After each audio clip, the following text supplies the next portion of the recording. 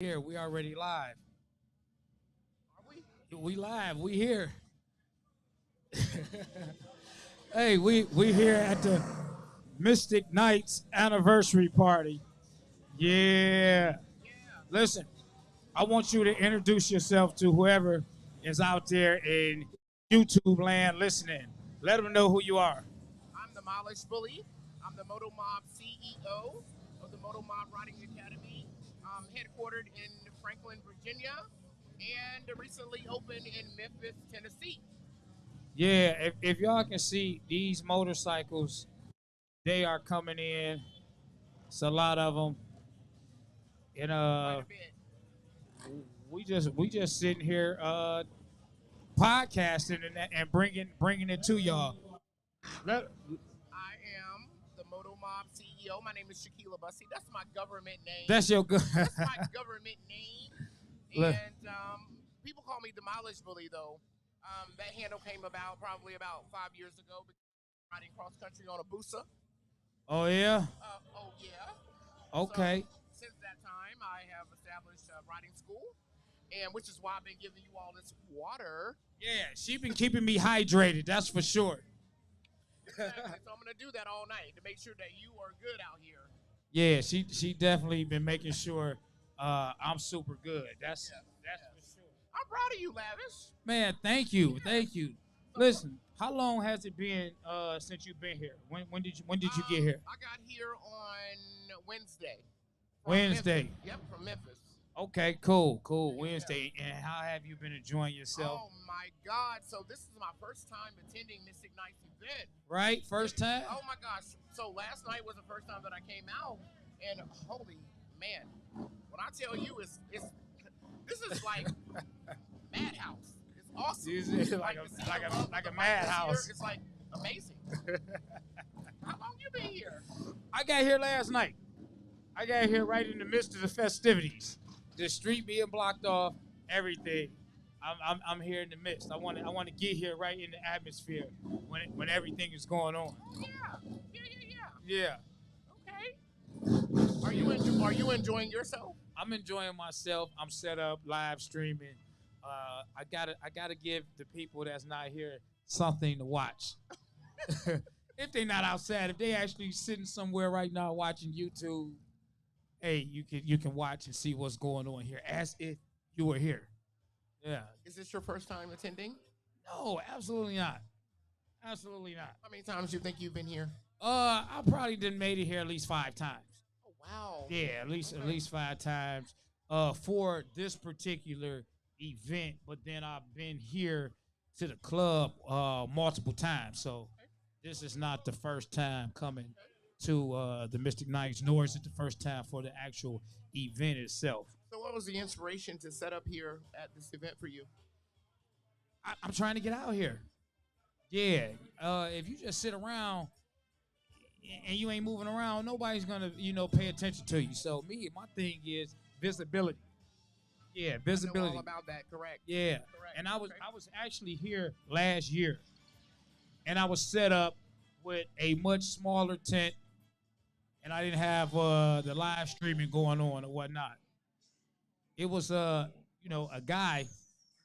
He had his tent set up next to me, and he had his name all on it. I had my tent. It didn't have no name. It was like a big lots tent. Yeah. So he talked. He laughed. He kept looking around and laughing at my tent. And I'm like, hey man, he like lavish. You gotta do something, man. You can't come out here like that. You can't come out here with a tent like that, man. And I'm like, man, I ain't think it made a difference. So you done stepped your tent game up. I done stepped the tent game all the way up, man. Hey, Word. so I had got back, man. It was sale. Oh, He- big yeah. sale. Okay. Yeah, Oh, he laughed, man. Come on, man. You got this little mediocre tent, man. And I'm like, man, hey, man, you got me feeling small. And no one How did post. that make you feel? I just How felt did that make small because I thought I was doing because I'm not a tent guy. Right. Right. I'm just like a camera, carry and move around with the crowd type of guy. And seeing that, you start bringing equipment, you got to sit still.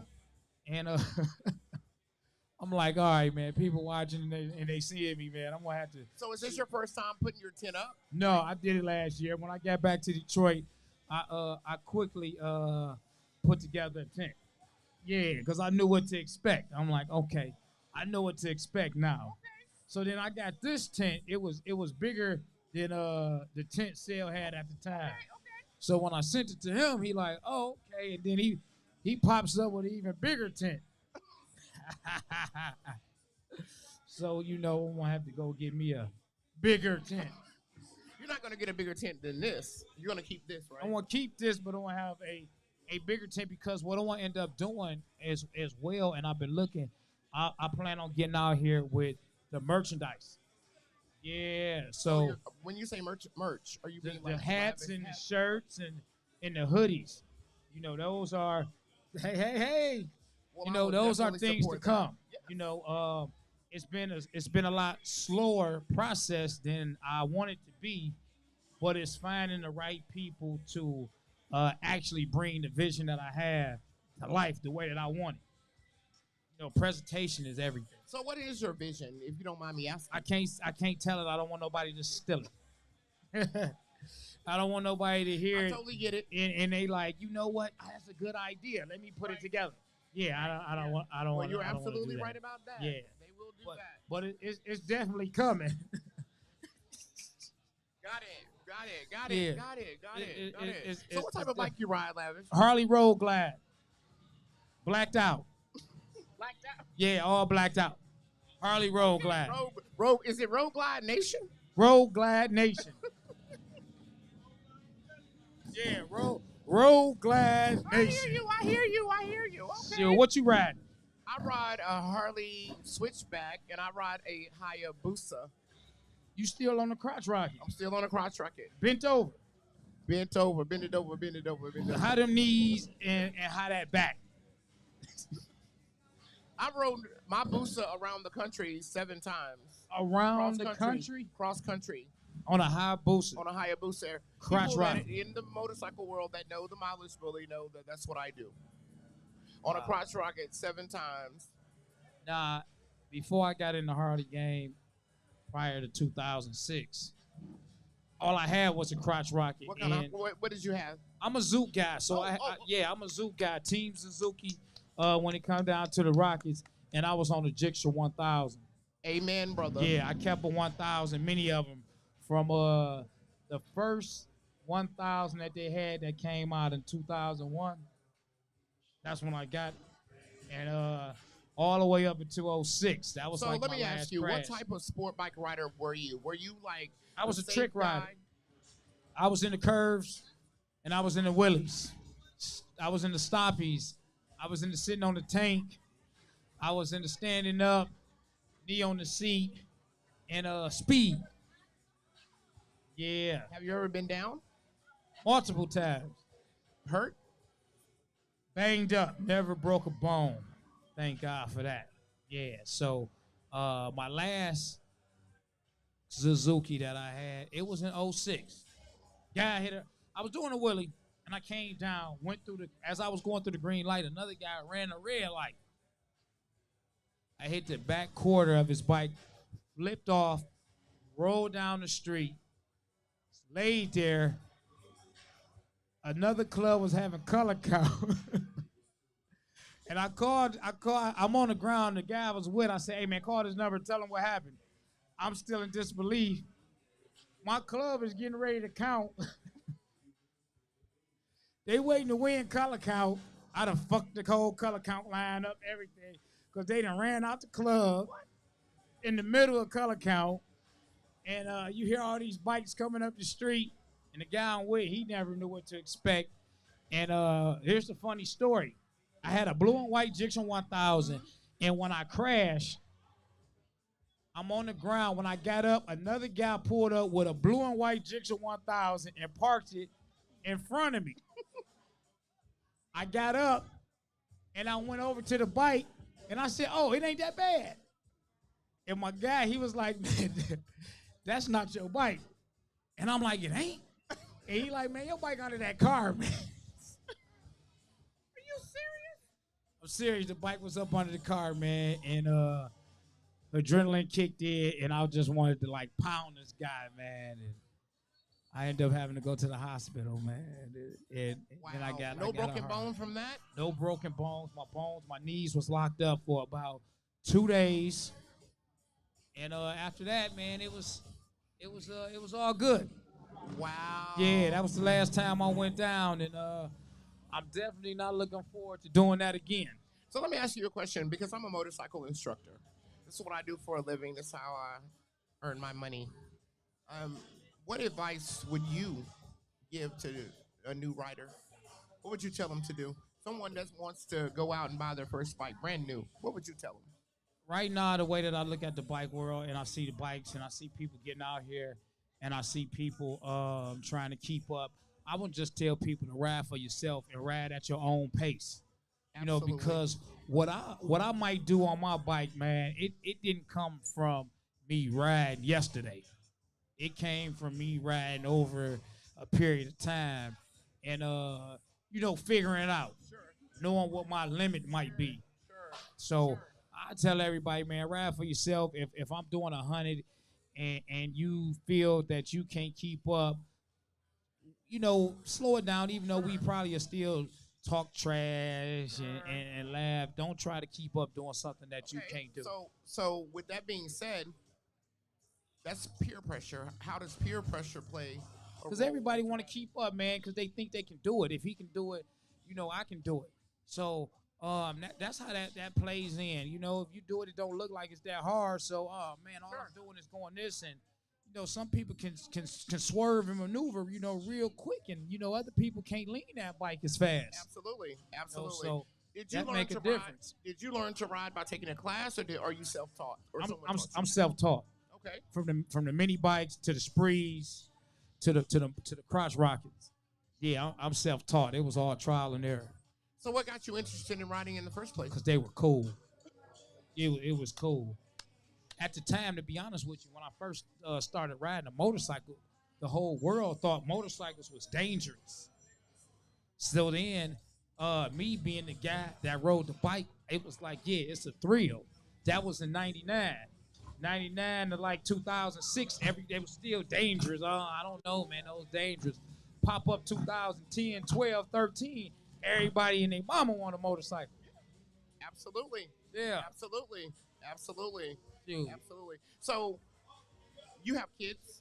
Yeah, I got kids. I got boys. Boys, okay. Teenagers? No, well, one of them just turned a teenager. 18. 13. 13. Okay. 13. So your son says, Dad, I'm ready to learn to ride at 16. What do you tell him? I want to tell them what you been waiting on. Because I've been having them on the bike since they was, knee high to a grasshopper. They've been on the bike. Shoot. My kids, hey, listen, I want my kids to be well equipped on a motorcycle. Hey, I mean, you got a cool dad that's a biker. What I mean, yeah, I'm not the dad that's going to say, son, they dangerous. I want to say, son, more throttle. Would you say the same thing to your daughter? Yeah. Same thing? If I got a daughter, more throttle. Show these boys that they can't keep up with you and let them know who your dad is. That's what I'm going to tell them. Yeah. Yeah. Okay. So the same thing applies if you had a baby girl. Same thing apply if I got a baby girl. Keep it classy, baby girl, but ride the wheels off that bike. Yeah, ride the wheels off. I totally get it. Okay. Yeah. Okay. We ain't, All right. we ain't, So ain't got no chumps. What's your take on the Mystic Nights event? Man, what up, though? Hey, the Mystic Nights events is great because I'm here. Yeah, anytime I'm here, it's great. Okay. Yeah. And so you are from Detroit. So let me tell you about my experience in Detroit. Was it good? Y'all have the worst roads. No, Cleveland got the worst roads. No. Memphis has the worst roads. Memphis got the worst drivers. They can't drive, and they impatient, and they don't mind trying to run you over. Yeah, they don't have a problem trying to run you over in Memphis. Trust me. Not at all. Well, they have signs in Memphis that are like, slow down, Memphis. Slow down. Because the people are that bad. Have you been Oh, but listen, I am a guest speaker for the Women's Empowerment Conference at the Roundup this year. So I'm on the fence if I'm coming to the roundup. I'm supposed to get down there. I haven't made it. It's not in stone yet if I'm making a roundup. I'm going all What the would time. hold you back from coming? Um, one of the biggest things is gonna be finances and time. I don't even think it's the finances, to be honest with you. It's just the time. The time? You know, it's just the time. I just came back from Memphis. It's Were you just there for pound for pound? I was there for pound for Okay. pound. Yeah, Okay. I was Yes. there. All right. But knowing me, it might be one of those last minute things. And 2 days before, all right, yeah, I'm going down here. It might end up being that. It was like that when I went to Carolina, when I went to Charlotte in June. I wasn't planning on going. Next thing you know, here it is, the day before. So do you make your best moves at the last minute? I'm not a last minute guy, but I do make my best moves at the last minute because they be last minute on the fly, already possibly planned type of things. Now, you said that you are here because of advertising and getting yourself out there. Would you not think that going to the Roundup might be like That's the other fence. That's why I don't like to miss. That's why I don't like to miss nothing. I like to be everywhere. That's the catch. That's the whole thing. you're talking about like a huge stage to be on at the Roundup? Exactly. People from all over the country is going to be there at the are going roundup. to be at the Roundup. Now, this is a big event, but you know how the Roundup is like you on the big stage. Yeah. So I think that's something that you might want to look at. Go on and pray about it. Go ahead. That's what I want to do, man. Yes, I'm super proud of you, black man. God, Really no, you're thanks, really man. doing I an appreciate excellent that. job out here. I mean, seriously, really. I mean, because this is, do it for the culture. Yeah, absolutely. And then when you got a community that's supportive most of the time, you got to come out here, man, and share some love, man. Absolutely. Because it's people, man. We got all kinds of different people out here, man. Sure. All walks of life. 100%. The thing that I love the most about motorcycling is the fact that if it's got an engine and it's got two wheels, or people ride tri-glides and trikes, these machines bring us together. They really and truly do. Yeah. You can meet a person, white, black, green, blue. It doesn't matter. You meet them. You can see them at a gas station. And it's all good. It's like we knew each other, man. Exactly. Yeah. Hey, man, where you from? It's love. It really and truly is. And that's one of the main reasons that I love it so much. Because of this like this. I mean, where are you going to get this type of group of people? Look at the crowd that Sturgis. Yeah. The Roundup attracts. It's, what I'm saying? These events, these angels. I was just at Kings of the South. Okay. They had to have 10,000 people plus. I didn't make it because I was at the Harley 120th.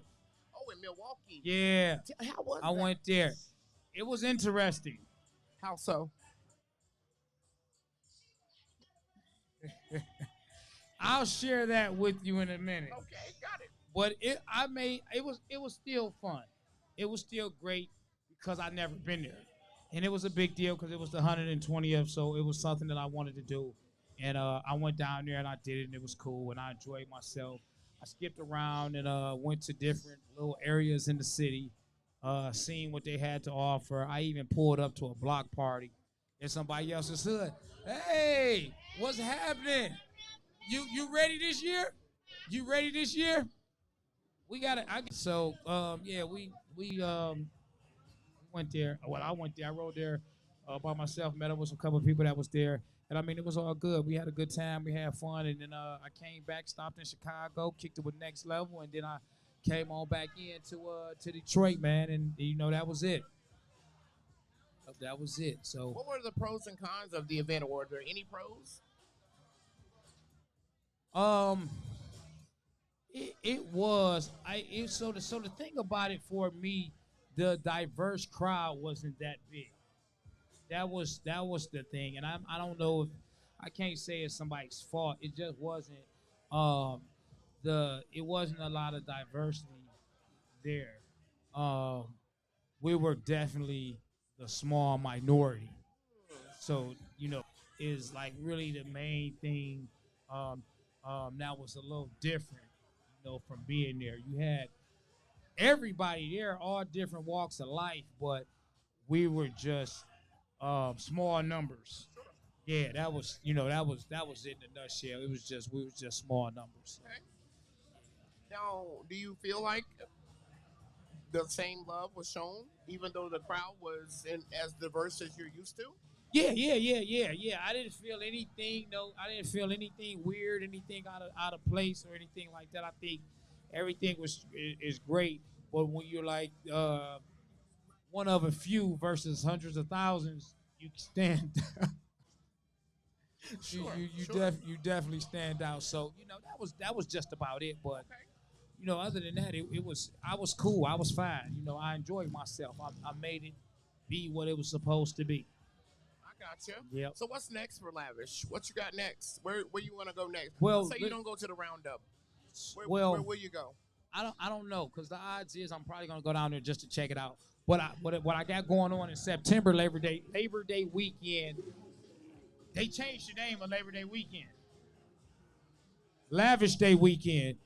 Yeah, that's what that is. Lavish Day weekend in Detroit. 3-day weekend. I'm having a biker bash, and I'm inviting people from everywhere to come if they're not already engaged in doing something. Like I said, we got a meet and greet, we got a day party, we got a night party, and we got a farewell breakfast. So I'm trying to put it together and get these people to get up to Michigan, Detroit, that is, because Detroit always get out and about, man, and we ain't getting that same love in return. So I'm here to speak on it and talk So about where it. can we find the information on the event? Man, it's all over social media, all on my page, all over my social media links, Lavish T Williams. You can find it everywhere. Social media is where everything's at. YouTube, Facebook, Instagram, one of the above, even on TikTok. Word. Yeah. Okay. So what can people expect at this event? They can expect to have fun. They can expect to tour my city, see what Detroit is like, see what the bike life is like, fellowship, meet some new people. Let us know who y'all are because there's some people that never been to Detroit just as well as Detroit. They never introduced themselves to people from out of state. So it's gonna be a mixture. So I just want everybody to come and show up and have a good time. Oh wow. Okay. So is it outside? Is it inside? It's both, inside and outside. Okay. And it's called Lavish The Weekend. Lavish Biker Bash. Oh my gosh. Okay. I'm gonna definitely put that on my 3-day schedule. weekend. 3-day weekend in the D. In the D. In the D. Yeah. Okay. Yep. Well, I definitely have enjoyed our conversation. No, definitely, man. I really have. Again, black man, I'm proud of you. Thank you. I am. You are doing huge things out here. I'm definitely trying. No. You ain't even tried. You're past that point. Thank you. You are already doing it. Already there. So whatever it is that you're manifesting next, I look forward to seeing it. All right, cool. Well, we're gonna go ahead. We're gonna end this podcast. I want to go ahead. I want to walk around. I want to get some video footage, and then we're gonna be back up. I want to get Big Sale over here next. See, I got to put that out there right there. You see, it caught his attention. He was goofing off, and I said his name out, so that means he hearing me. All right, y'all, man. Stay tuned, man. We won't be podcasting all night while I'm out here.